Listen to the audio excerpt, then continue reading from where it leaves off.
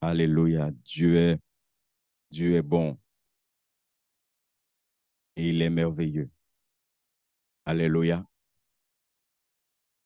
Avant le mois de prière, nous avons commencé à parler d'un thème. Vous vous souvenez? Béni soit l'Éternel. Est-ce que vous avez continué à méditer dessus parce qu'on n'a pas terminé? Et j'ai du travail pour vous pour jeudi prochain. Donc, pour jeudi prochain, allez chercher toujours le mot prochain, ma relation avec le retour du Seigneur Jésus. Vous allez travailler dessus. Le mot irréprochable, mais dans uniquement les versets qui lisent ce mot au retour du Seigneur Jésus et à expliquer ce que vous avez compris. Vous avez compris le travail? Hein? J'entends pas grand monde. Mais si vous n'êtes pas 4 ou 5 dans la salle, hein? Il faut aimer travailler la parole de Dieu. Béni soit l'Éternel, parce qu'on va travailler ça aussi après.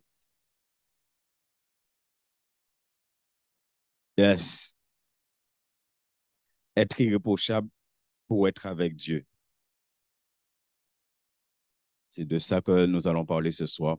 Être irréprochable pour être avec Dieu. Dans Éphésiens, chapitre 4, chapitre 1er, verset 4. Éphésiens, chapitre 1er, et verset 4. Parce qu'il est important. Et vraiment, je vous encourage, je vous exhorte à prendre le temps de méditer sur ce travail que nous sommes en train de faire. Et quand vous allez faire le travail pour jeudi prochain, tous ceux qui vont le faire sincèrement, vous allez comprendre un certain nombre de choses. Parce que c'est vrai qu'on est enfant de Dieu, on a donné nos vies à Christ. Mais encore une fois, il y a une vie que Dieu nous demande. Voilà, la vie chrétienne ne s'arrête pas à la conversion. La vie chrétienne ne s'arrête pas à la conversion. Pour beaucoup de personnes, pour eux, la vie chrétienne s'arrête à la conversion. Non. Après la conversion, après que tu aies donné ta vie à Christ, il y a une vie que Dieu nous demande en tant que des rachetés de Dieu, en tant que personne que Dieu a fait grâce. Et je suis celui qui croit que c'est lorsque nous avons vraiment compris la grâce de Dieu que cela a un effet sur notre relation, notre manière de servir le Seigneur, de marcher avec le Seigneur, d'adorer le Seigneur, de louer le Seigneur. Que beaucoup de chrétiens, simplement, on a accepté cette grâce, mais est-ce qu'on prend le temps de méditer sur cette grâce? C'est quoi? Quand, par exemple, on dit qu'on est sauvé par grâce, qu'est-ce que ça veut dire pour moi? Si on ne prend pas le temps de méditer sur ces choses-là, on va toujours mener une vie chrétienne chétive. Parce que tu n'as pas réellement compris ce que c'est que la grâce de Dieu. Il y a une parabole dans la Bible que nous connaissons tous. Hein? C'est la parabole, le serviteur là qui devait beaucoup d'argent à son maître. Hein? Et le maître va lui faire grâce de cela. Et puis il rencontre un qui lui devait très petite somme. Et il nous dit comment il va traiter, alors que le maître là vient lui faire grâce. Hein? Et comment il va traiter cette personne qui lui devait une très petite somme par rapport à ce que lui, il devait au maître. Et puis on nous dit qu'on a rapporté ça au maître. Et vous savez ce que le maître a fait? Hein? Qu'est-ce que le maître a fait? Il l'a fait appeler ce serviteur. Et il lui a dit, quoi, pour un peu raccourcir les choses, pourquoi tu n'as pas agi envers l'autre comme j'ai agi envers toi? Est-ce que vous pensez qu'il a réellement compris la grâce que le maître lui avait fait? S'il avait compris, et si ça avait eu un effet sur sa vie, il aurait fait la même chose. Frère, si tu n'essaies pas de comprendre la grâce de Dieu, la grâce de Dieu, cette grâce que Dieu t'accorde. J'utilise souvent cette image parce que c'est comme ça la grâce de Dieu m'a parlé un jour. C'est pourquoi je l'utilise souvent. Parmi des milliards de personnes, c'est ce que Dieu m'a fait comprendre un jour. Parmi des milliards de personnes, Dieu m'a choisi moi. Il avait le choix entre des milliards de personnes et il a choisi toi. Et pour moi, quand tu arrives à comprendre ça, tu n'auras pas du mal à marcher devant la face de ton Dieu. Right? Et dans ce verset d'Éphésiens, il dit, en lui, Dieu nous a, quoi? À quel moment Dieu t'a élu? Qu'est-ce que ça veut dire avant la fondation du monde? Hein? Allez, nous allons travailler parce que c'est important de travailler la parole. N'est-ce pas? La Bible te dit, au commencement, la terre était informe et vide.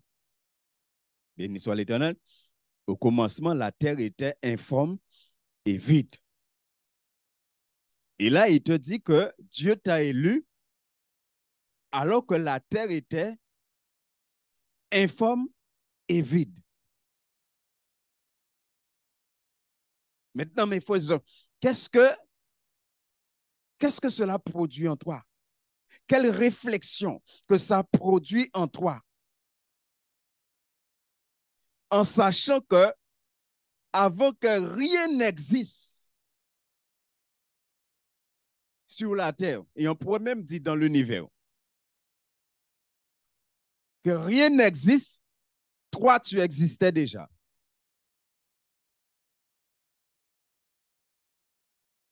Dans la préscience de Dieu, toi, tu existais déjà. Dans la préscience de Dieu, Dieu te connaissait déjà.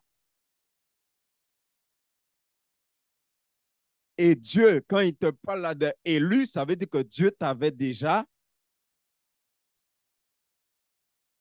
Comment, comment, si tu comprends ça, comment tu bénis Dieu si tu comprends ça? Non, si nous comprenons cela, comment nous bénissons notre Dieu?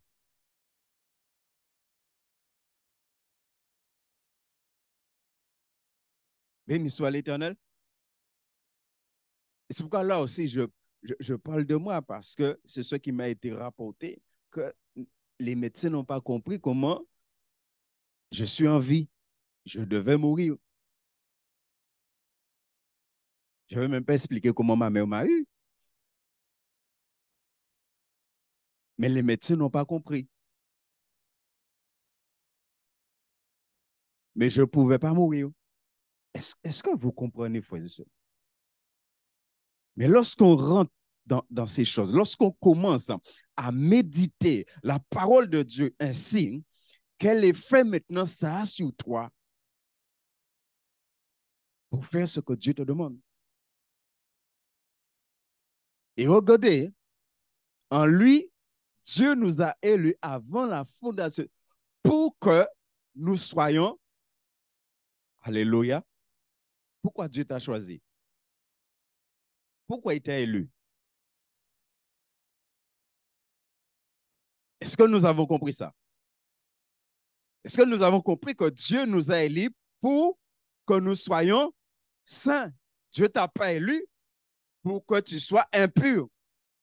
Dieu t'a pas élu pour que tu sois quelqu'un qui vit dans le péché, pour que tu sois quelqu'un qui vit n'importe comment, il t'a élu pour que tu sois saint.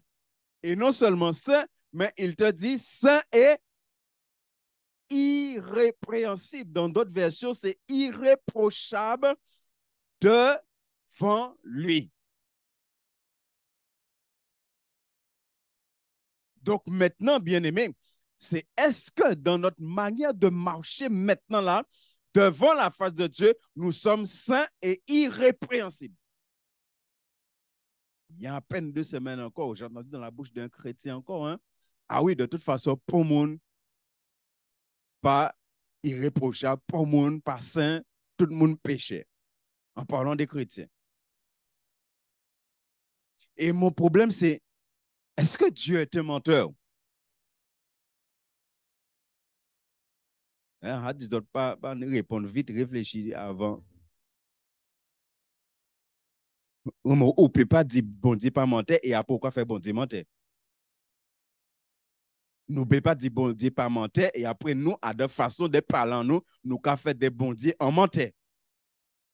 À ce moment-là, Dieu n'est pas content parce que tu as dit qu'il n'est pas un menteur. Si tu dis qu'il n'est pas un menteur, ça veut dire que tu es en train de dire que ce qu'il a dit dans sa parole, c'est la vérité. Et tu crois que c'est la vérité et tu vis cette vérité. Pourquoi il t'a élu? Pourquoi il m'a élu? Le mot élu, ça veut dire choisi. Oui? On a des élections. Il y a venir plusieurs candidats. Il y a des plusieurs candidats là. Vous ou cas choisir. Ça veut dire vous ou cas élire. C'est pourquoi je vous ai dit, parmi des milliards de personnes, Dieu t'a élu toi. Dieu a choisi toi. Combien de fois, non, frère, à qui je nous ai béni, bon Dieu, pour ça?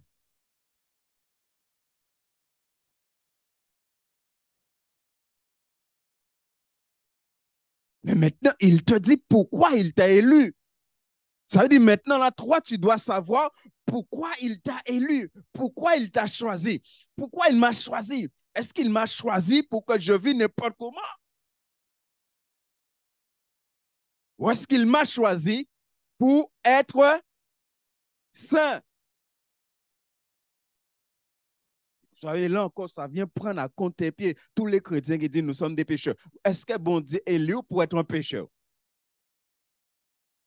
Et pourquoi beaucoup de chrétiens continuent à dire nous sommes des pécheurs?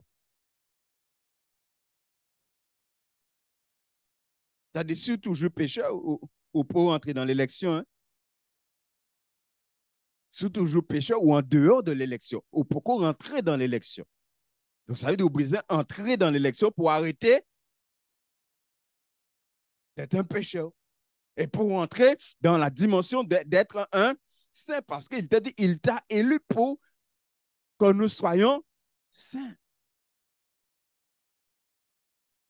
Pour que nous soyons saints, ça veut dire pour avoir une démarche, pour marcher comme des saints. Que ta façon de marcher là en Christ, c'est dans la sainteté. C'est pourquoi il dit ça. Et il te dit devant lui, lorsque Dieu a choisi Abraham, il y a une chose que Dieu va dire. Et en plus, si tu lis la Genèse, il était Abraham. Et lorsque Dieu va changer Abraham à Abraham, la première chose que Dieu va lui dire pratiquement, c'est marche devant ma face et sois. Lorsqu'il va changer Abraham à Abraham, Abraham à Abraham, il lui dit marche devant ma face et sois intègre. Et là, il te parle pour que nous soyons saints et irrépréhensibles devant lui.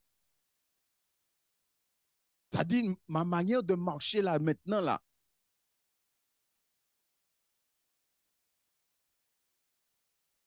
Il dit, mais est-ce que nous comprenons cela?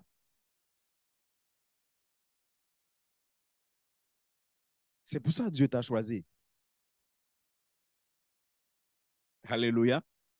C'est pourquoi un enfant de Dieu ne peut pas dire à Dieu, ah Seigneur, je n'arrive pas. Tu ne peux pas dire à Dieu, tu n'arrives pas, à marcher dans la sainteté, tu n'arrives pas à être répréhensible. Tu ne peux pas dire ça à Dieu. Est-ce que Dieu s'est trompé? Quand Dieu t'a choisi, est-ce qu'il s'est trompé? Est-ce que tu sais ce soir-là que si Dieu t'a choisi, c'est parce qu'il a vu que tu es capable? Mais si toi, tu ne crois pas que tu es capable et que même tu proclames que tu n'es pas capable, alors à ce moment-là, effectivement,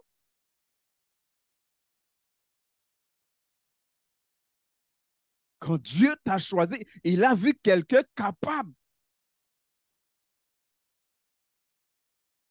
par la puissance du Saint-Esprit, que tu es capable d'être saint et irrépréhensible devant lui. Et des fois, c'est l'ennemi qui vient, la chair qui vient et qui te fait croire que tu n'es pas capable. Et au lieu de mettre ta foi dans la parole, tu vas mettre ta foi dans ce que le diable ou la chair ou le monde va te dire. Mais tu dois être capable de prendre la parole et de proclamer ce que la parole dit. Seigneur, tu m'as élu pour que je sois saint et irrépréhensible. Je serai. Je vais marcher devant ta face, étant celui qui est saint et irrépréhensible, irréprochable.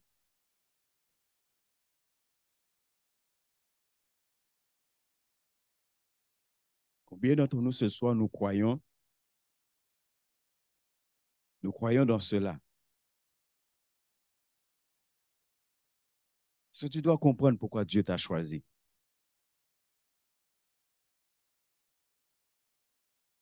Et tu dois comprendre qui tu es lorsque Dieu t'a choisi. Déjà, ce soir, est-ce que tout le monde, vous êtes au clair de ça que Dieu vous a choisi?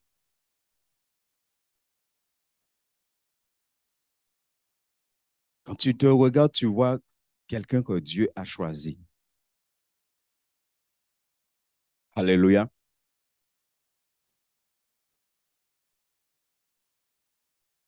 De dire au Seigneur, Seigneur, je sais que tu m'as choisi.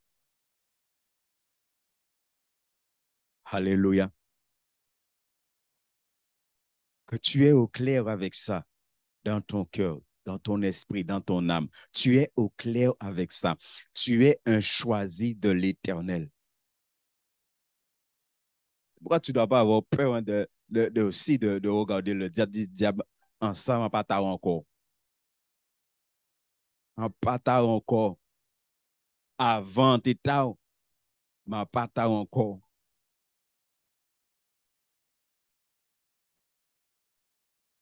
Alléluia.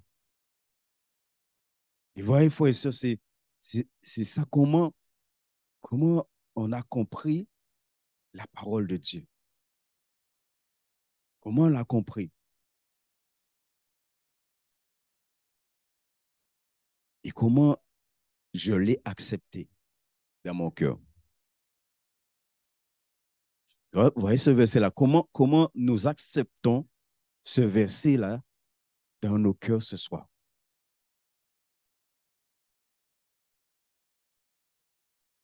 Comment tu l'acceptes?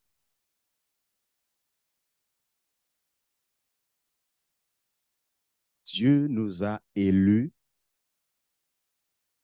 en Christ avant la fondation du monde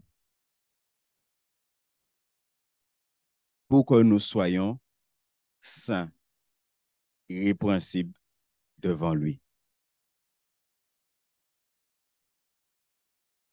Alléluia.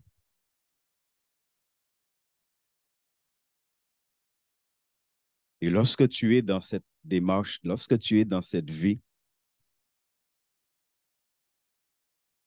je peux te dire à ce moment-là, tu as une relation parfaite avec le Seigneur. Nous allons prendre un verset que nous connaissons là aussi bien, Matthieu 5, 8.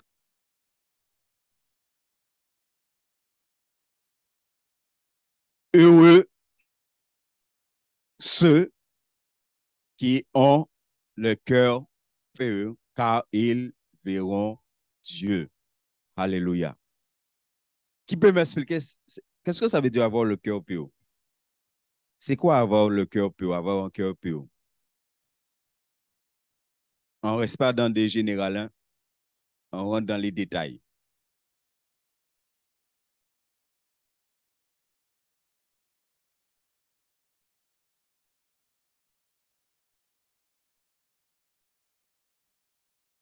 Hein?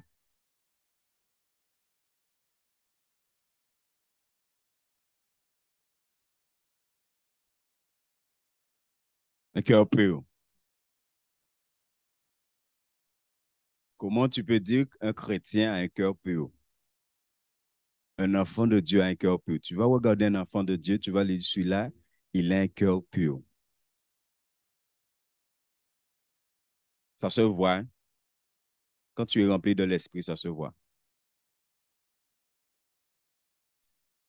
Juste en passant, vous avez déjà prié, demandé à Dieu de vous montrer vos cœurs?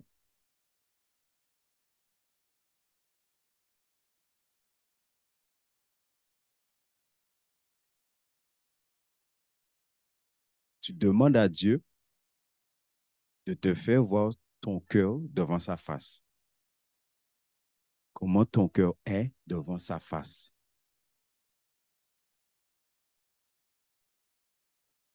La Bible dit, hein, que c'est du cœur que viennent les mauvaises choses, les mauvaises pensées, adultère, fornication, n'est-ce pas? Non-pardon, animosité, rancune. C'est du cœur que viennent les mauvaises choses. Et il te dit, heureux, hein, il te dit ceux. Il ne parle pas d'une personne, hein.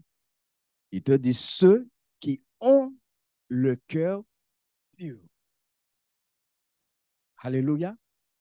Heureux ceux qui ont le cœur pur. Ça veut dire ceux qui ont le cœur pur sont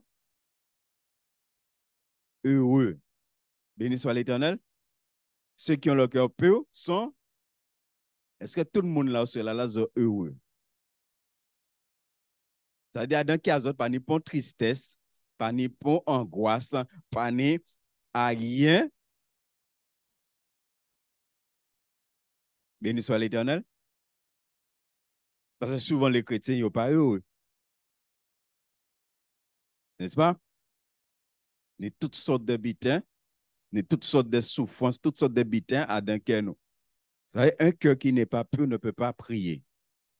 Un cœur qui n'est pas pur ne peut pas louer. Un cœur qui n'est pas pur ne peut pas adorer. C'est pourquoi il te dit que ceux qui ont le cœur pur là sont heureux. Ça veut dire que tout le temps, ils sont dans la joie. Est-ce que tout le temps, ils sont dans la joie?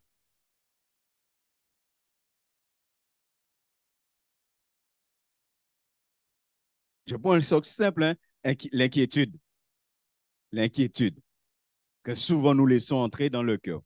Est-ce que tu sais quand l'inquiétude rentre dans ton cœur, à ce moment-là, ton cœur n'est plus pur. Ton cœur est souillé par l'inquiétude. Et c'est pourquoi après, comme il y a l'inquiétude, tu n'es pas.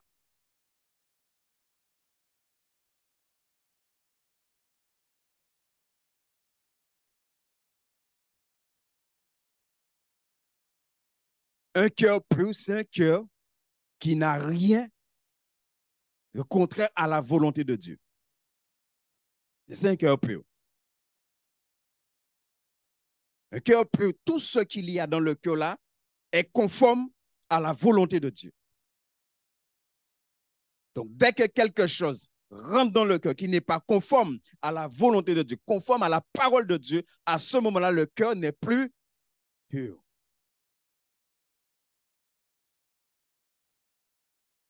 S'il y a le non-pardon dans le cœur n'est pas pur.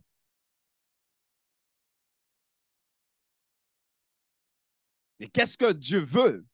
Dieu veut que ton cœur soit toujours pur.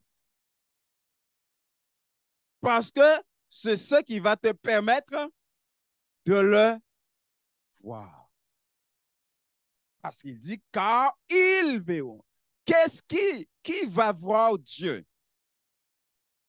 Celui qui a un cœur pur, c'est cette personne-là qui va voir Dieu.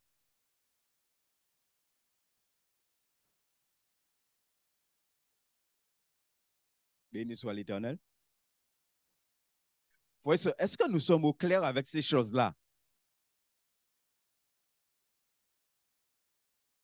Et un cœur pur, c'est un cœur qui est irréprochable. Un cœur pur, c'est un cœur. Frère et soeur,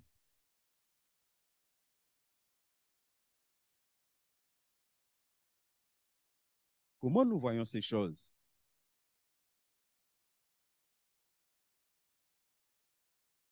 Je pense qu'on nous a tellement dit que pour mon ne peut pas être réprochable, pour mon ne peut pas, pour mon ne peut pas, pour mon ne peut pas, que finalement ça rentra dans tête en nous, et ça rentra dans qui nous, nous accepter ça. Et ça a mené nous à pas faire ça, Bible a commandé nous.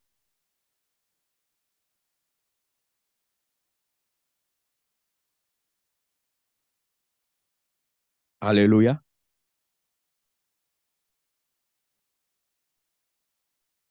Heureux ceux qui ont le cœur pur, car ils verront Dieu. Et un cœur pur, c'est un cœur qui est irréprochable. Un cœur pur, c'est un cœur qui marche dans la voie de Dieu. Ce qui veut dire qu'un cœur pur connaît la voie de Dieu. Connaît la voie de Dieu. Maintenant, bien aimé, si la Bible dit, heureux ceux qui ont le cœur pur, et on vient de voir, Dieu t'a choisi. Donc, Dieu t'a choisi pourquoi? Dieu t'a choisi pour que tu aies un cœur pur. Donc, maintenant, si Dieu te dit d'avoir un cœur pur, c'est que c'est possible. Et que toi, ta responsabilité, c'est de garder ton cœur pur devant la face de Dieu. Ce qui veut dire maintenant, tout ce qui va amener que ton cœur ne soit pas pur, tu sais que tu dois te débarrasser de cela.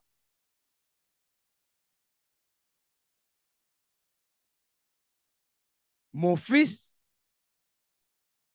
veille sur quoi? Plus. Alléluia. Est-ce que nous veillons sur nos cœurs? Est-ce que tu veilles sur ton cœur?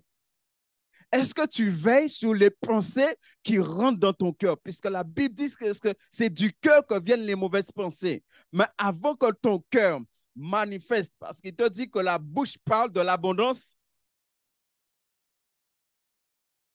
il faut que ça rentre d'abord dans le cœur. Quand ça rentre maintenant, ça va faire un travail et ça va amener ta bouche à parler.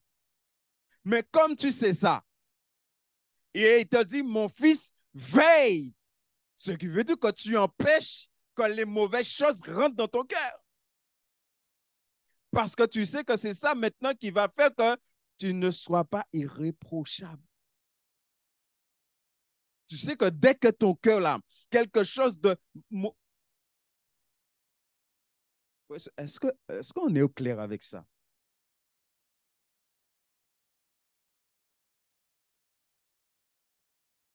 C'est que la Bible est claire. Ézéchiel te dit que quand tu es passé par la vraie conversion, Ézéchiel te dit que avant la vraie conversion, tu avais un cœur de pierre. Et lorsque tu as rencontré Christ, le cœur de pierre là, Dieu l'a pris et Dieu l'a jeté loin de toi. Et Dieu a greffé en toi un cœur de chair. Et lorsque tu continues le passage, il te dit pour obéir à la parole. Parce qu'un cœur pur, c'est un cœur qui obéit à la parole. Somme 15, verset 2. celui qui marche dans l'intégrité, qui pratique la justice et qui dit la vérité selon. Donc maintenant, c'est comment la vérité là a pénétré ton cœur et la vérité a pris place dans ton cœur. Et que maintenant, c'est la vérité, qui est la parole de Dieu, qui habite. Dans le Nouveau Testament, il dit ça, hein, que la parole du Christ habite dans vos cœurs. Alléluia. Il dit, et qui dit la vérité selon son cœur. Mais avant, il te parle de celui qui marche dans l'intégrité et qui pratique la justice.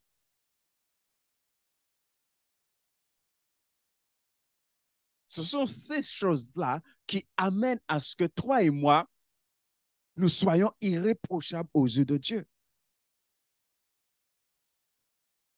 Est-ce que nous parlons toujours selon la vérité? Selon la vérité de la parole de Dieu. Des chrétiens, des fois, ils parlent, ils disent, ah non, petit mensonge. Hein? On petit. Ah bon, gros. Gros là, c'est ta diable, petit là, c'est. Non, mais faisons, dis-moi. Hein.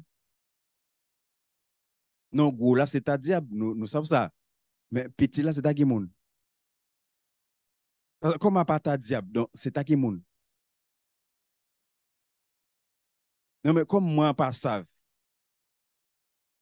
Fais autres, instruis-moi. Pour moi, savent. Gros là, c'est ta diable. Donc, petit là, c'est ta qui monde.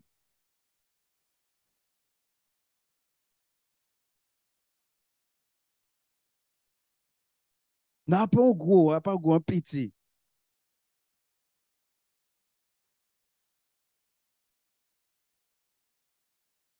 Et il te dit que tu dois parler selon la vérité de ton cœur. Donc, ça veut dire maintenant comment la vérité habite ton cœur. Et à chaque fois que tu parles selon la vérité.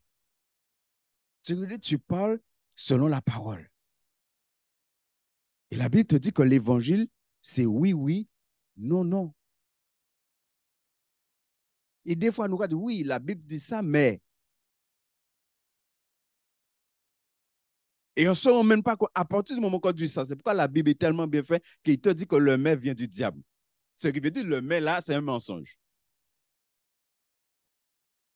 Donc, ça veut dire que quand il y a ce mais-là, tu parles plus selon la vérité de ton cœur.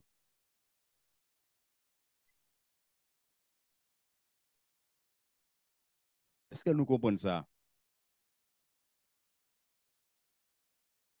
C'est quand les chrétiens regardent, ouais, débrouillard pas péché. Mais s'il y a dans débrouillard là, il n'y compromis. Il n'y a pas péché, donc compromis n'a pas péché. S'il y a dans débrouillard là, non, anti-fraude, avant gros, on petit. Parce que nous, ça, gros là, c'est à diable. Hein? Non, anti-fraude, ou contourner la vérité. Ce n'est pas exactement un mensonge, mais ce n'est pas exactement la vérité. Hein? En passant, comme, c'est la zone de dis-moi.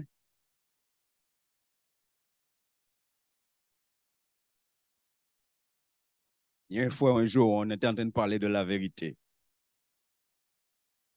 Et puis, il m'a dit, oui, il était chez McDonald's ou chez KFC, je ne sais pas. Et puis, il y a des jeunes qui sont venus de commencer à faire des choses. Et puis, il faisait jeunes là, quoi, qu'il policier dit, je vais appeler mes collègues là pour vous, là, si vous n'arrêtez pas. Et il dit, moi, non, il n'a pas menti. Il devait faire ces jeunes arrêter. Il fait passer bon policier. Il n'a pas menti. Il fait passer bon policier. Après, dans la conversation, là, nous continuons plus loin. On dit, normalement, non, métier, là, que chrétien ne peut pas faire, c'est avocat. Parce qu'un avocat, quand menti au lot, il dit, moi, non, les avocats ne mentent pas. Ils cherchent des circonstances atténuantes. Et ça, il dit, moi, hein, un chrétien, il dit, avocat pas qu'à mentir.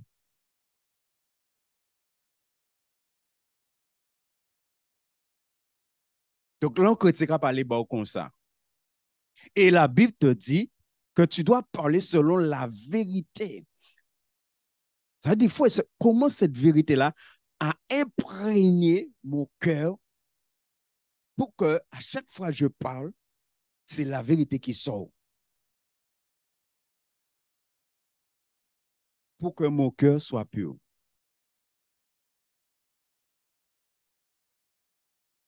Est-ce que tu crois que à ta conversion-là, Dieu a totalement purifié ton cœur? Moi, je crois que Dieu a purifié mon cœur. Je crois qu'à la conversion-là, mon cœur est devenu blanc devant la face de Dieu. Combien d'entre nous, là, en croient ça? Et que maintenant, ma responsabilité, ta responsabilité, c'est de garder ton cœur pur pour voir Dieu. Parce que le diable cherche, c'est de souiller nos cœurs. C'est pourquoi il envoie des pensées en toi. Les pensées que le diable envoie, c'est pour souiller ton cœur. Parce que la Bible parle de la pensée du cœur.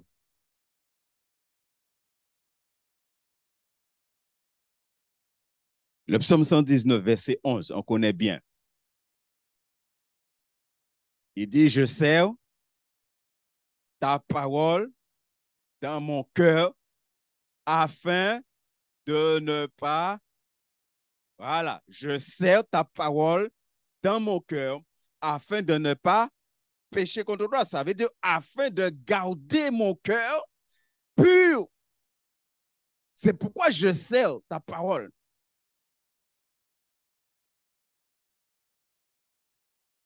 Maintenant, pour toi, qu'est-ce que ça veut dire, je serre ta parole? Qu'est-ce que ça veut dire? Et pourtant, nous, quand venons à l'église, nous, quand on est là, nous sortis là. Nous ne vivons pas au là. Vous avez un coup de parole, hein? Et pourtant, on sortit en hein? Alors, dis-moi, moment là, ça, en qui j'en ou série en qui? Et des fois, nous ne pouvons pas dire, ah, non, nous ne pouvons pas dire ça, nous avons. Mais on sortit en parole là, hein? Donc, dis-moi, à un moment là, ça, en qui j'en série. Le psalmiste dit, je sers ta parole. Je garde. Je conserve ta parole dans mon cœur.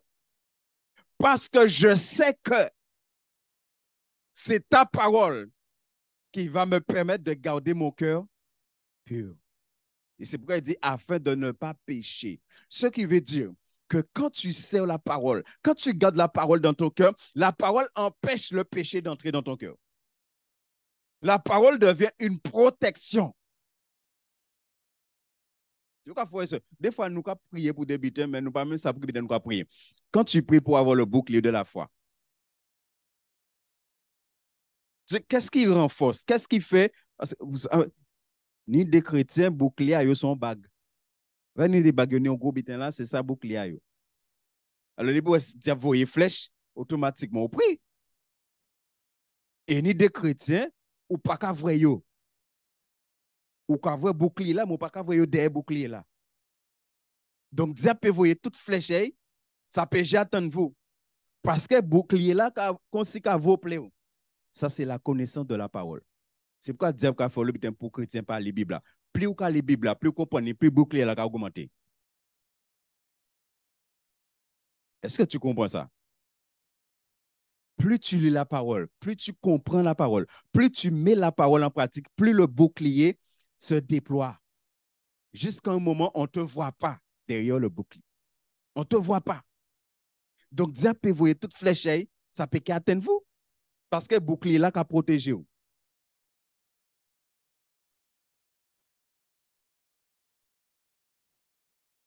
Donc, ça fait nous comprendre.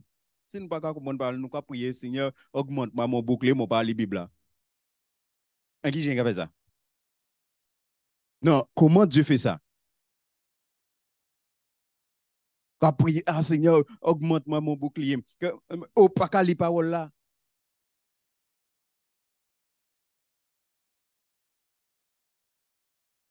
Béni soit l'Éternel. Somme 24, 4. Celui qui a les mains innocentes et le cœur pur, celui qui ne livre pas son âme au mensonge et qui ne joue pas pour tromper. Dans le contexte du Somme 24, c'est pour monter à la montagne, être dans la présence de Dieu. C'est pourquoi Matthieu te dit que heureux celui qui a le cœur pur, car ils verront Dieu. Celui qui a le cœur pur, il est dans la présence de Dieu. Celui qui a le cœur pur, il est irréprochable devant la face de Dieu. Celui qui a le cœur pur, il est irrépréhensible devant la face de Dieu. Et c'est pourquoi cette personne-là voit Dieu continuellement.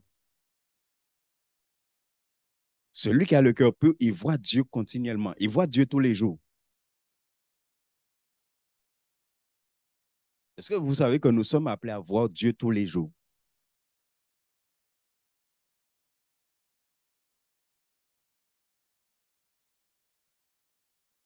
Mais c'est est-ce que je purifie mon cœur devant la face de Dieu?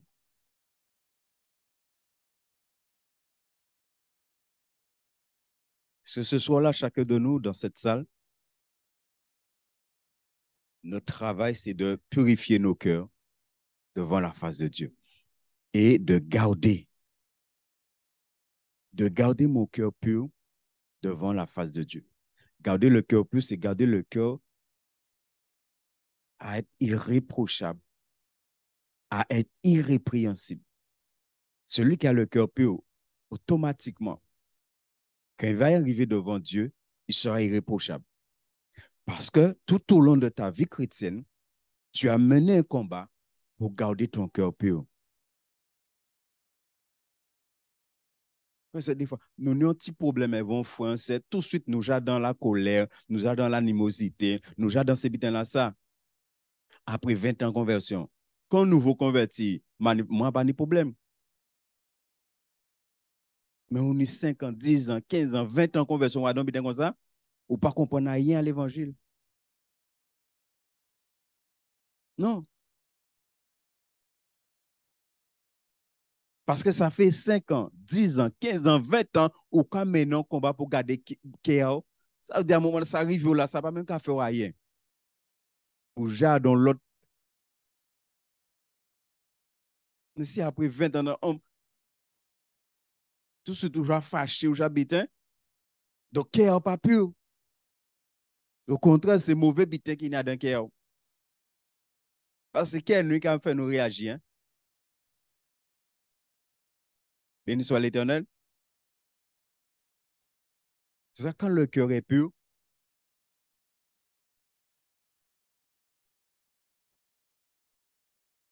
Hébreu 12, 14, que nous connaissons aussi.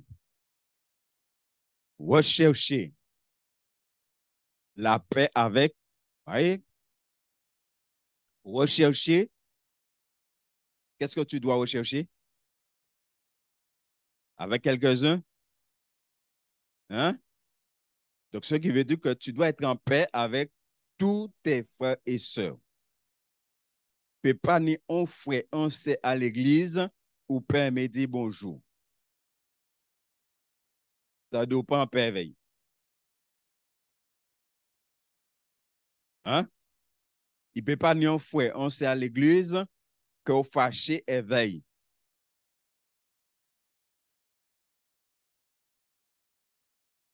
Là, vous voyez ou pas content vrai. Si tu ne peux pas venir à l'église, en déporté en bien.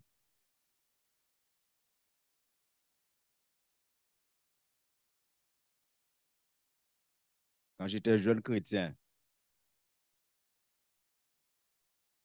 il y a un petit problème entre moi. C'est pourquoi moi je vous dis, hein, quand je parle, je sais de quoi je parle.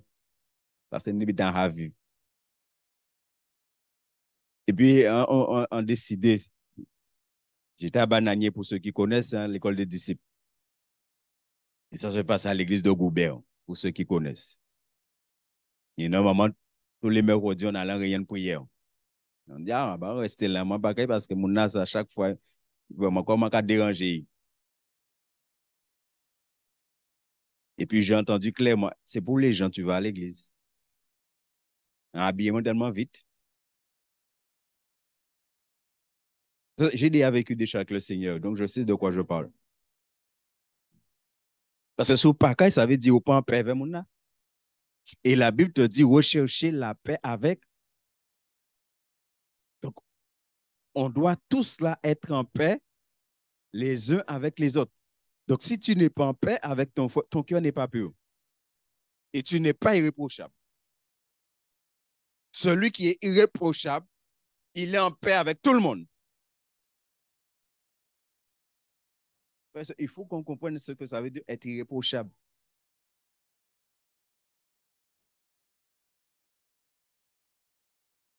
Et la Bible dit ça, hein, autant, on le connaît, le verset dans Romains, autant cela dépend de vous, pas de l'autre. Hein.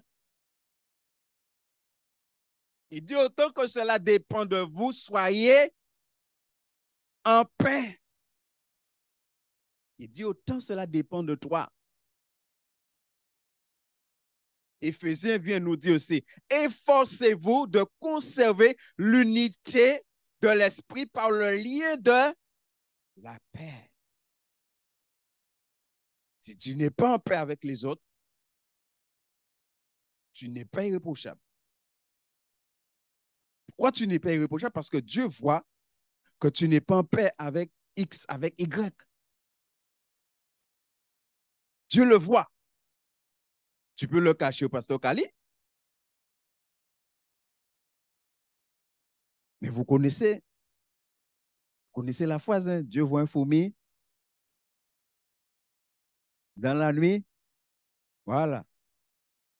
Donc, même si vous voulez cacher, bon Dieu, l'état qui est, ou ne pouvez pas. Même si vous voulez, ou ne pouvez pas. Et tellement vous ne pouvez pas, vous même faire habiter là, ça vous réveille. Alors que je crois cacher un monde, on bite avant, on fait, ça vous réveille. Et vous l'en faites quoi, c'est cacher ça.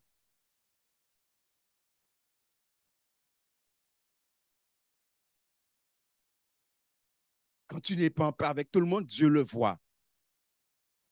Et c'est parce que, c'est pour cela maintenant, tu n'es pas irréprochable aux yeux de Dieu. Il te dit de rechercher la paix avec tous et la sanctification. Tu dois rechercher la paix avec tout le monde et tu dois rechercher la sanctification. C'est à toi de rechercher à être irréprochable. Parce que Dieu a déjà fait de toi quelqu'un d'irréprochable. Maintenant, c'est à toi de mener cette vie irréprochable devant la face de Dieu. Quand il te parle de sanctification, là, de rechercher la sanctification, c'est de rechercher d'être irréprochable. Et là, il te dit encore, sans laquelle personne ne verra le Seigneur. Est-ce que vous vous rendez compte? Le fait simplement de ne pas être en paix avec un frère, une sœur, tu ne peux pas prétendre que tu verras Dieu. Je dis tout à l'heure, il Dieu va mentir. Béni soit l'Éternel. Et Dieu rechercher la paix avec tous et la sanctification sans laquelle personne ne verra le Seigneur. C'est-à-dire, si nous pas dans ça là, nous ne pouvons pas prétendre que nous que vrai bon Dieu.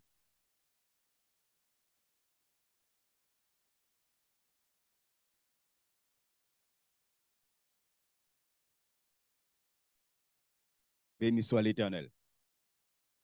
Est-ce que nous comprenons cela, frères et sœurs?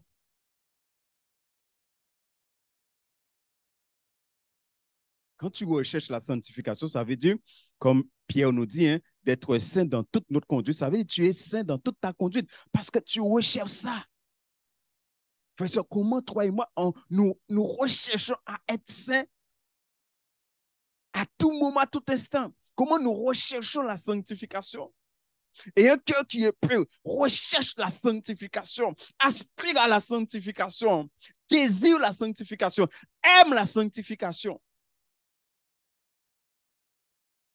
Pourquoi un cœur pur, quel que soit ce que Dieu de la parole ou quoi dit Amen. Mais un cœur qui n'est pas pur,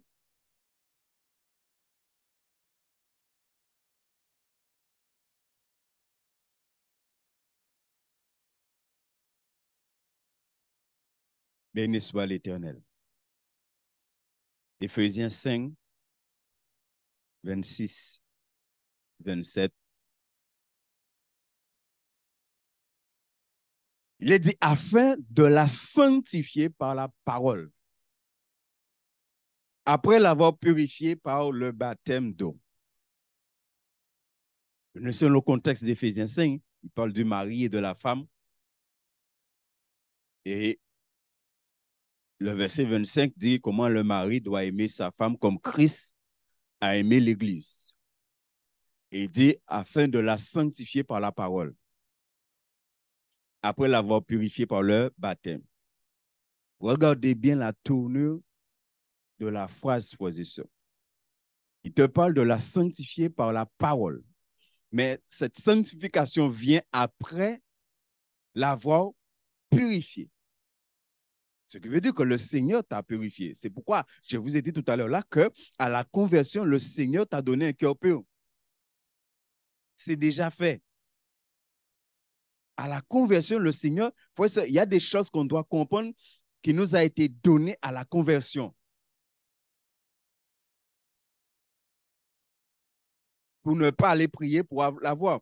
À la conversion, Dieu t'a donné un cœur pur. Ce qui veut dire Dieu a purifié ton cœur. À la conversion, même si tu ne l'as pas vu, à la conversion, le sang de Jésus est passé sous ton cœur. Le sang de Jésus a nettoyé ton cœur. Comme ton âme, comme ton esprit. Parce que le Saint-Esprit ne pouvait pas venir sans que le sang de Jésus purifie le cœur, l'âme, l'esprit et le corps. Tout a été lavé. La Bible appelle ça le bain de la régénération. C'est comme ça la Bible appelle ça dans Timothée 3,5, je crois. Le bain de la régénération. Il y a eu un bain. Dieu t'a baigné. Et c'est normal parce que ou t'es sale, ou t'es souillé. Parce qu'avant de rencontrer Jésus, ou t'es malpropre. Et nous toutes là, t'es malpropre.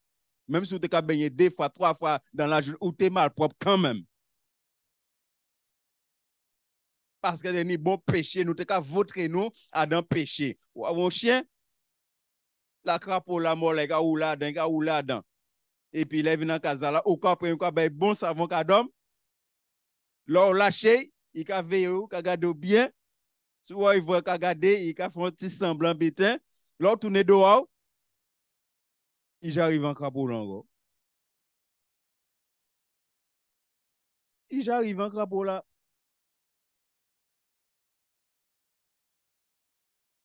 Donc, nous t'es mal propre. Nous t'es qu'à prendre pied noir dans le péché. N'est-ce pas? Donc, nous t'es des mal propres. Donc, ça nous perdu. Et là, on vient à Jésus, il prend la croix, mais il prend sang à Jésus et il plonge là-dedans. Et il nettoie l'esprit, non, cœur, conscience. Et Hébreux 9,14 te le dit. Comment plus le sang de Christ purifiera-t-il notre conscience de toute souillure pour servir Dieu par une conscience pure et corps aussi. C'est pourquoi après, frère et soeur, toi et moi, on ne peut pas salir ni notre âme, ni notre esprit, ni notre corps. Parce qu'à la conversion, tout ça a été nettoyé, lavé, purifié. C'est ce qui te dit là. Après l'avoir purifié par le baptême d'eau. L'eau est le symbole de l'Esprit de Dieu. Quand l'Esprit de Dieu est venu, l'Esprit de Dieu n'est pas venu tout seul. Hein? L'Esprit de Dieu est venu en toi avec le sang. Et même le sang a précédé l'Esprit de Dieu. Parce qu'il fallait que tu sois d'abord lavé, purifié, pour que le Saint-Esprit rentre en toi. C'est pourquoi la Bible dit que c'est une abomination après, si un chrétien retourne en arrière. C'est pourquoi l'Hébreu te dit qu'on a profané le sang par lequel on a été sanctifié, profané. Il faut comprendre ces choses-là. Ce n'est pas tout de parler d'être irréprochable, mais il faut que tu saches pourquoi Dieu te demande d'être irréprochable. Et pourquoi c'est grave un chrétien qui n'est pas irréprochable aux yeux de Dieu. Comment c'est grave? C'est pourquoi tout pasteur, tout prédicateur qui a enseigné au peuple de dire, ah, pour mon papa fait, ah, j'ai entendu des pasteurs dire ça quand j'étais jeune chrétien. Ah, pour mon pas irréprochable. Et là, on commence à lire la Bible, envoie-moi un problème. Parce que bon Dieu a dit moi d'être irréprochable et il a enseigné moi que pour mon pas irréprochable. On dit ancien à l'église là, hein? Là, prend naissance là, il vient voir moi, il dit moi, ah, Thibaut, c'est normal. Quand tu es converti là, tu es rempli de feu là, c'est normal. Mais après quelques années, feu là qui est baissé, c'est normal aussi. Il dit moi, c'est normal. Au lieu de dire moi, feu là. Après quelques années, feu là, ça fait qu'il a mesuré. Mais il dit moi, c'est normal qu'il ait baissé. Au lieu de dire moi, fait feu là augmenter, fait grandir, il a dit moi, c'est normal qu'il ait baissé.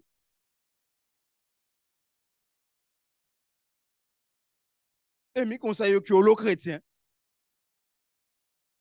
Avec ce genre de paroles-là, on a tué beaucoup de chrétiens.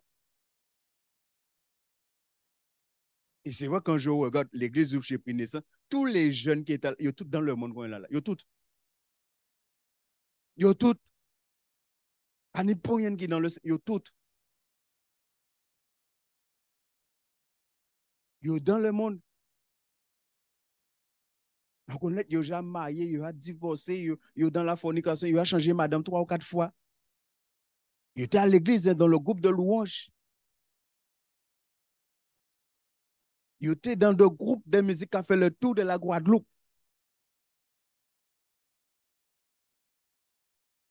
Dieu, c'est normal. Alors, comme Dieu, c'est normal. Et ils ont accepté ça. Alors là, ils baissé là. Après, diable vient faire ça, là, c'est normal aussi, diable vient faire ça, puisque feu là parle encore. Mais moi, comme moi, je suis calibré, moi. C'est grâce à bon Dieu, c'est que après 7 mois, 8 mois de conversion, il y a toute la Bible de Genèse à l'Apocalypse. Il y a tout. Alors, comme moi, je lis la Bible, moi, on savent que ça n'a pas été normal. Écoutez, mais ça n'est pas normal. C'est ça qui est toujours ça, les Bibles. Béni soit l'Éternel. Verset 27. Afin de faire paraître devant lui cette église glorieuse, sans tache, ni ride, ni rien de semblable, mais sainte. Voyez encore une fois, on a vu l'élection. C'est pour être saint et irrépréhensible. Et on voit encore une fois, il te dit, mais sainte et irrépréhensible. Frères et sœurs, quand Jésus reviendra, il ne faut pas que Jésus n'ait rien à nous reprocher. Parce qu'on a la parole, on sait comment on doit vivre. Je sais comment je dois, tu sais comment tu dois vivre. Alors, bon Dieu écrit en parole, il faut pardonner ou pas pardonner. Là, Jésus revient. Est-ce que vous êtes irréprochable? Parce qu'il dit au fond, biton, pas fait. Ou pas irréprochable? Là, pas dans la casa, ou dit, si mon a ouvert linge là. Là, retourne, pas ouvert. Est-ce que tu m'as irréprochable? Non, vous faites des reproches, n'est-ce pas? Pourquoi tu ouvres linge là, vous étaler linge là, ou pas fait? Vous faites des reproches.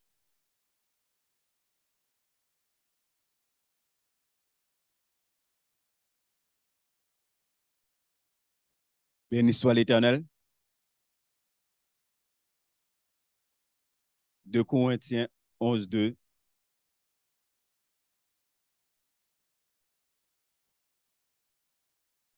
Car je suis jaloux de vous d'une jalousie de Dieu, parce que je vous ai fiancé à un seul époux pour vous présenter à Christ comme quoi?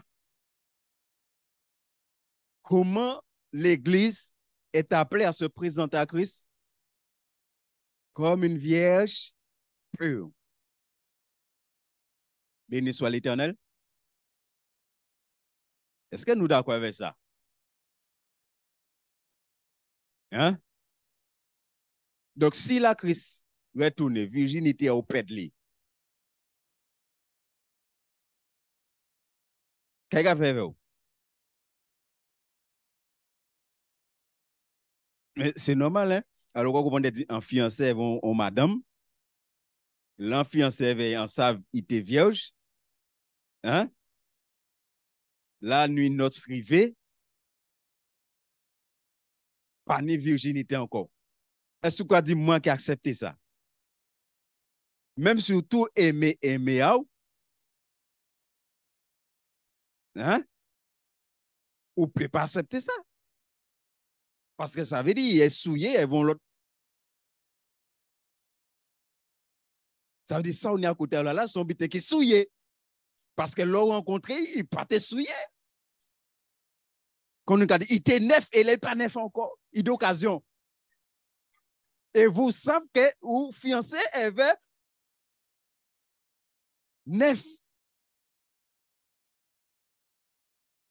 Donc, et puis loin, alors, ou rentrer ou à Peugeot ou Renault, ou acheter une voiture, mettre l'argent ici, il était neuf. Là, vous venez chercher une voiture, on va avoir 50 000 km. Ou quoi pour un contrat à ça? Hein? Non, ou quoi dit Bougla? Non, mais Bougla, moi. Quand il marque 2 km à la rigueur, oui, parce que sorti, j'arrive hein? À la rigueur, oui, mais 50 000. Il pas neuf encore. Donc, ou t'es fiancé qui neuf, la nuit de noces rivée, il pas neuf. Ou quoi accepter ça? Oui, disait, bon Dieu, qu'à permettre d'embellir comme moi, ben. Et Paul dit, je vous ai fiancé à un seul. À pas deux. Je non, Bougla, prophète Gédéon, les gars, dit, chrétien peut être polygame. Il a enseigné ça. Un seul époux, un seul, pas ni deux. C'est-à-dire, dans ça, là, pas ni la chair, pas ni le diable, pas ni le monde. On s'aligne. Jésus. Est-ce qu'on est fidèle à un seul là, ça? Parce que je vous dis, nous sommes dans un problème, hein, parce que le monde a envahi l'Église. Ça veut dire qu'on n'est plus fiancé à un seul époux. Ils ont deuxième là, qui est le monde. Moi, je vous invite à réfléchir sur ça. Hein. Il dit un seul époux. Béni soit l'Éternel. C'est pourquoi le Bougla, la nuit de nos ça, les tout vont l'autre époux à passer. Il dit, mais il y a un problème. Il y a un problème sur la marchandise.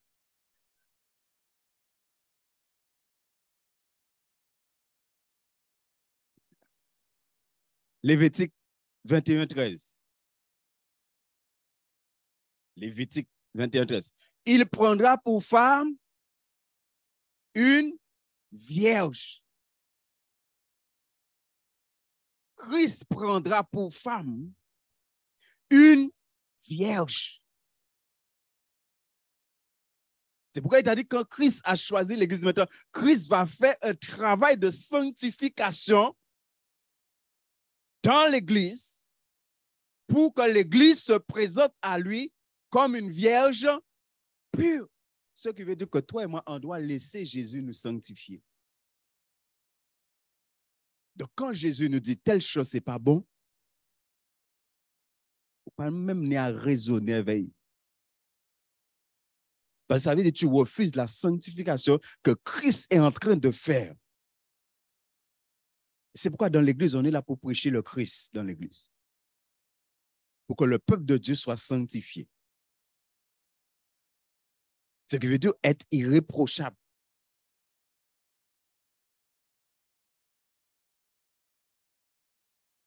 Parce que quand tu dis comme une vierge pure, ça veut dire une vierge irréprochable. Tu n'as rien à lui reprocher. Elle s'est gardée, elle s'est protégée, elle ne s'est pas souillée. Parce qu'elle savait qu'elle est fiancée à un seul époux. Et il faut qu'elle se présente à lui comme une vierge pure. Bien-aimé, est-ce que ces choses-là sont claires pour nous?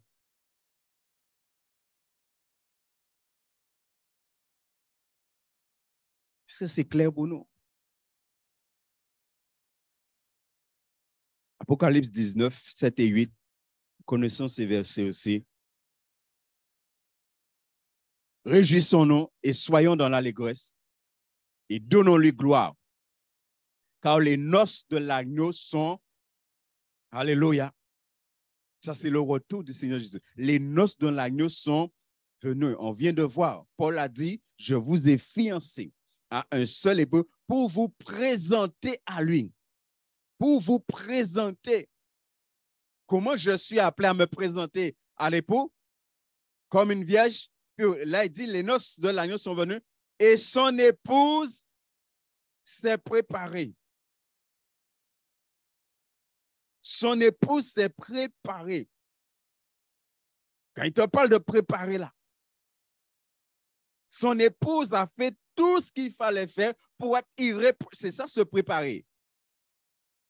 Être irréprochable, c'est se préparer à célébrer les noces avec l'époux. C'est se préparer pour que l'époux t'accepte comme épouse.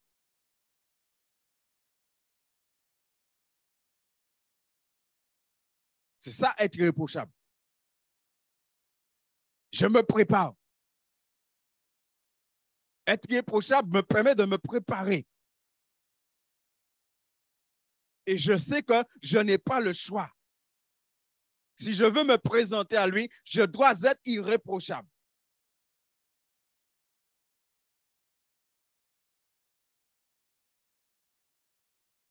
Verset 8.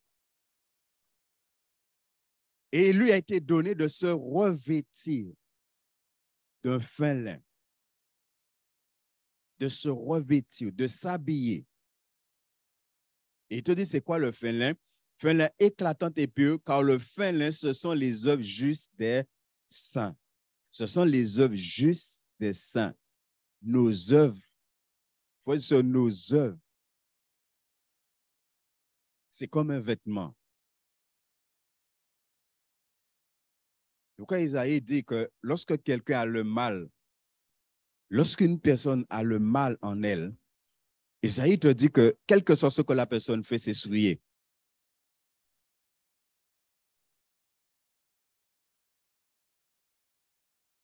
Béni soit l'Éternel. Donc, c'est comment sont nos œuvres aux yeux de Dieu? Nos œuvres, c'est un vêtement. Tes œuvres, c'est un vêtement. Ça veut dire, les chrétiens ne le savent même pas.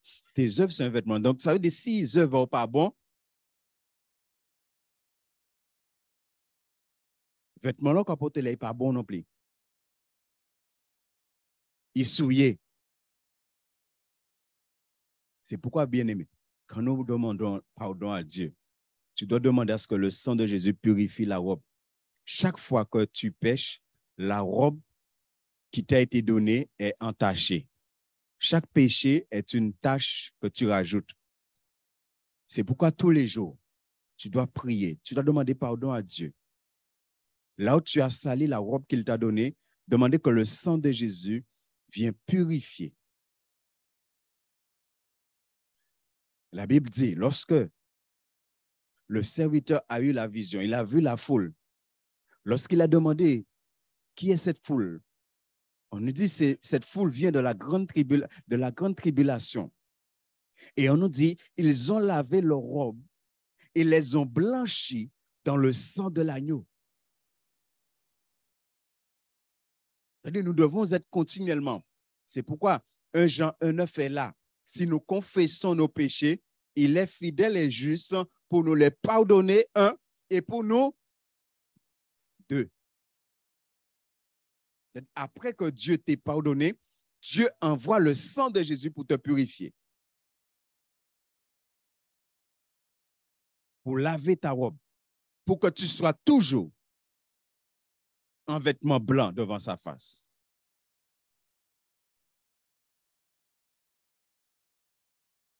C'est pourquoi on doit toujours confesser ses péchés. C'est pourquoi on doit toujours être au pied du Seigneur à demander pardon au Seigneur. Là même, comme dit David, on a péché, on ne le sait pas. David dit, pardonne-moi mes péchés que j'ignore. Pour que ta robe soit toujours éclatante de blancheur. Mais nos œuvres aussi, tes œuvres aussi, soient des œuvres de justice, des œuvres pures devant la face de Dieu. Si tes œuvres sont mauvaises, c'est-à-dire ton attitude, tes pensées, tes comportements, si ces choses-là ne sont pas conformes à la parole de Dieu, tu es en train encore de te revêtir d'un vêtement souillé. C'est-à-dire, c'est comme si tu mets par-dessus la robe que Dieu t'a donnée un vêtement souillé. Et c'est ce vêtement-là que Dieu voit. À ce moment-là, tu n'es pas irréprochable devant la face de Dieu. C'est pourquoi je dirais jusqu'à ma mort, on ne plaisante pas avec l'Évangile. On ne plaisante pas avec l'Évangile. Il faut prendre l'Évangile au sérieux. Il faut prendre la vie chrétienne au sérieux. Et moi, contrairement à ce que j'ai beaucoup entendu à mes maison, la vie chrétienne n'est pas difficile. À partir du moment où tu acceptes ce que Dieu te demande, la vie chrétienne n'est pas difficile.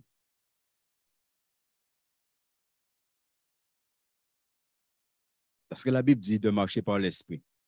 Est-ce que tu penses que la vie chrétienne est difficile pour l'Esprit de Dieu?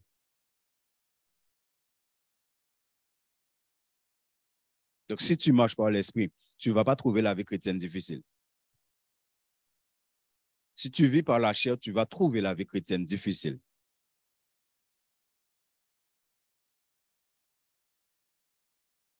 C'est pourquoi toi et moi, nous devons passer beaucoup de temps dans la prière, dans le jeûne, dans l'éveil, pour que Dieu nous fasse grâce à marcher par l'esprit. Et à ce moment-là, tu vas te rendre compte que la vie chrétienne n'est pas difficile.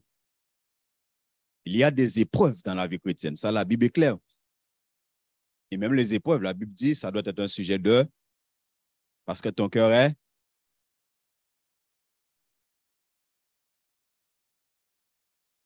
Et des fois, même les épreuves, nous avons trouvé ça. Il dit, un sujet de joie, réjouissez-vous. Les diverses épreuves, réjouissez-vous. Des fois, nous rappellerons. C'est parce que qui n'ont pas pu. Si tu refuses l'épreuve qui est liée à la foi, c'est que ton cœur n'est pas pur. Quand ton cœur est pur, tu acceptes toutes les épreuves qui sont liées à la foi.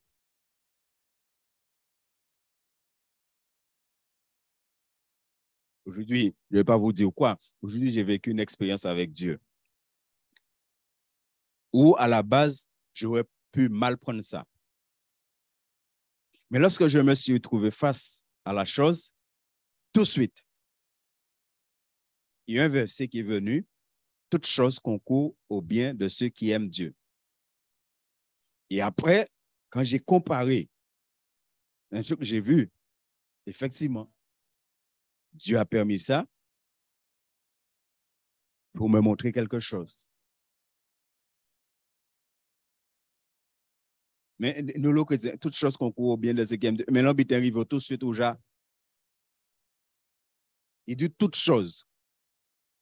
Ça dit, normalement, quand tu vis comme Dieu te demande, quel que soit ce qui t'arrive, c'est pour ton bien. Hein? Ouais, nous pouvons dire amen à ces paroles-là.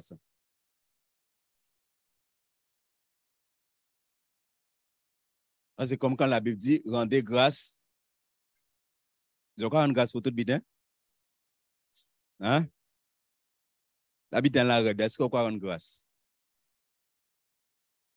Elle dit, bon Dieu, merci, Red, ah ouais, il est bon même. Hein?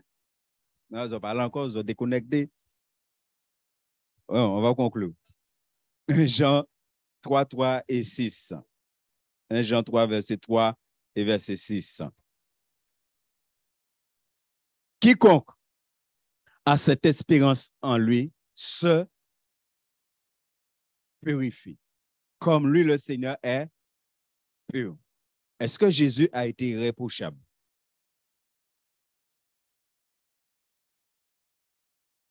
N'est-ce pas? Donc, il est en train de te dire, si tu as l'espérance en toi que un jour tu seras avec Jésus, un jour tu verras Jésus, il te dit que toi aussi, tu dois te purifier. Tu dois être irréprochable.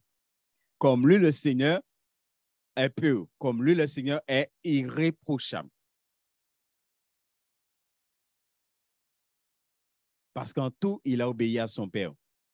Même lorsque la souffrance était là. Il a obéi. La souffrance ne l'a pas amené à pécher.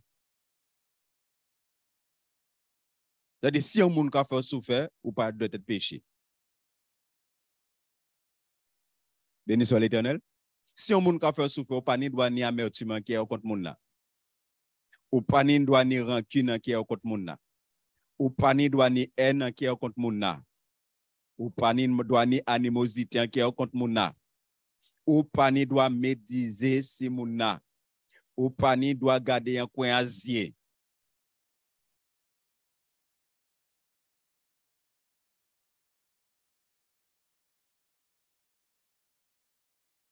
Qu'est-ce qu'on pense d'un tel programme? Ça, c'est le programme de ceux qui veulent aller au ciel. Et soit tu l'acceptes, soit tu le refuses. Mais si tu veux aller au ciel, verset 6. Quiconque demeure en lui, quoi? Littéralement en grec, ne pratique pas le péché. Donc, un chrétien ne pratique pas le péché. Un véritable enfant de Dieu ne pratique pas le péché. Qui petit, qui grand? Parce que qui petit là, qui grand là, il y a venir de Satan. Et quiconque pêche ne l'a pas vu et ne l'a pas connu. Parce que quand tu pêches, tu n'es plus irréprochable. Tu es condamnable. Et Romains 8 dit, il n'y a plus de... Voilà. Donc, ne te mets pas à nouveau sur une condamnation. Il a enlevé toute condamnation sur ta vie. Quand tu t'es converti, il a enlevé toute condamnation. Donc, nous ne devons pas nous remettre sous une condamnation. Béni soit l'Éternel. Nous allons nous tenir debout dans la présence de Dieu. Et si Dieu t'a parlé, bénis ton Dieu. Si Dieu t'a éclairé, bénis ton Dieu. Et de ce que tu as entendu maintenant, si c'est descendu dans ton cœur, garde-le, serre-le. Demande à ce que le sang de Jésus puisse sceller dans ton cœur si l'Esprit de Dieu t'a parlé ce soir. S'il y a des choses, tu penses que ça vient de l'homme, rejette-le. Mais tout ce que pour toi qui vient de la parole, qui vient de Dieu, demande à ce que le sang de Jésus puisse sceller cela dans ton cœur, que le diable n'enlève rien. Ordonne que tu ne permets pas au diable d'enlever quoi que ce soit, que le Saint-Esprit ait pu semer dans ton cœur. Papa, je bénis ton Saint-Nom. Tu es merveilleux. Je ne suis pas plus que mes frères et sœurs. Ô Dieu, tu connais mon cœur, Père. Je ne suis pas plus que mes frères et sœurs. Parce que nous avons tous été sauvés par grâce. Seigneur, merci pour ta parole. Elle est vraiment une lampe à nos pieds, une lumière sur nos sentiers. Vraiment, elle éclaire l'âme. Vraiment, elle sanctifie parce qu'elle œuvre dans nos cœurs, Seigneur. Et je veux te dire merci pour cela. Permets à tes enfants d'aller plus loin, Seigneur. D'aller plus loin dans la réflexion, dans la méditation. Seigneur, nous avons vu beaucoup de choses ce soir encore. Que tout ce que nous avons vu, tout ce que nous avons entendu, soit scellé dans nos cœurs par le sang de l'Alliance, Seigneur. Et que cela puisse porter du fruit en nos pères, du fruit en abondance. Trop longtemps, nous avons été dans l'ignorance. Et ta parole dit que faute de connaissance, mon peuple périt. Alors merci d'augmenter notre connaissance. Merci de nous faire croître dans la connaissance de ta parole, dans la connaissance du Père, dans la connaissance du Fils, dans la connaissance du Saint-Esprit. Tu vois, là où nous avons été ignorants des choses et nous avons péché contre toi. Nous avons même dit des paroles contraires à ta parole. Je veux te demander pardon ce soir, Seigneur. Pardon, Seigneur, là où nous avons proclamé sur nos vies que nous ne pouvons pas être irréprochables, alors que toi, tu nous demandes d'être irréprochables. Pardon, Seigneur. Je prie que tu daignes nous pardonner, que tu daignes me pardonner, Seigneur, et pardonner à chacun d'entre nous, Père éternel. Là où nous avons proclamé sur nos vies que nous ne sommes pas parfaits, Seigneur, et que nous n'avons même pas cherché à être parfaits, alors que ta parole dit, soyez donc parfaits, comme votre Père céleste est parfait. Seigneur, pardon pour toutes ces paroles qui n'ont pas amené grâce et bénédiction en nos pères, mais qui ont amené condamnation et péché en nous, Seigneur. Pardonne-nous, Seigneur. Aie pitié de nous, s'il te plaît. Et libère-nous de ces paroles. Que ces paroles soient brisées dans nos vies, Seigneur, mon Dieu. Et que maintenant nous acceptons, Seigneur, ta parole, Seigneur, qui nous dit d'être irréprochable, d'être irrépréhensible, Seigneur, à l'avènement de notre Seigneur et Sauveur Jésus-Christ. Et je déclare, dans le nom de Jésus, que nous serons irréprochables devant ta face, Père. Dans le puissant nom de Jésus, je déclare au nom de Jésus que ni la chair, ni le péché, ni le monde, ni le diable, ô Dieu Tout-Puissant, ne va nous empêcher d'être irréprochables, Père. Mais par la puissance du Saint-Esprit, nous serons irréprochables devant la face de notre Dieu. Par la puissance de l'Esprit de Dieu qui vit, qui habite en nous, nous serons irréprochables devant ta face. Nous le déclarons ce soir. Nous le confessons dans nos bouches ce soir. Et nous le croyons dans nos cœurs. Oh, alléluia. Dans le puissant nom de Jésus. Parce que c'est la vérité. C'est ta vérité, Père. Ta parole est la vérité. Merci, Père. Merci de bénir tes enfants, de bénir chacun sur le chemin du retour. Garde-nous. Protège-nous de tout incident, de tout accident, Père. Et toute gloire, tout honneur est à toi seul, au nom de Jésus-Christ. Amen. Soyez bénis et à dimanche, Dieu voulant. Béni soit l'Éternel.